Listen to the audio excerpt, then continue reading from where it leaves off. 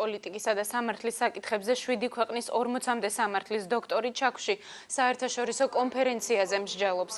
განიხილება ადამიანის უფლებათა დაცვის, არბიტრაჟისა და განათლების სფეროებში არსებული სამართლებრივი პრობლემები. შეხვედრის ორგანიზატორი ბათუმის და ლიტვის ნიკოლას რომერის უნივერსიტეტები, ასევე აკადემიური განვითარების საერთაშორისო ინსტიტუტია.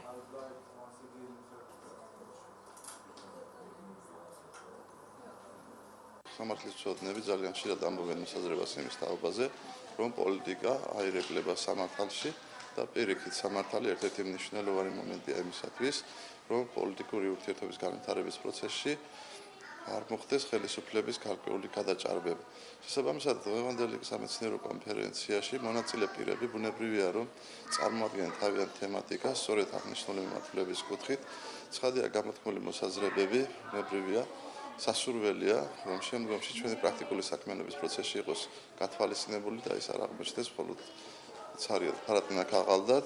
პოლიტიკისა და სამართლის ერთობლივ ჭრილში განხილვა ძალზე მნიშვნელოვანია. დღეს აკადემიურ გარემოში მსჯელობ ცალკეული სოციალური მეცნიერების ინტერესების საკითხებზე, რაც საზოგადოებას საზღვრებს გარეთ განათლების მიღებას გაუადვილებს.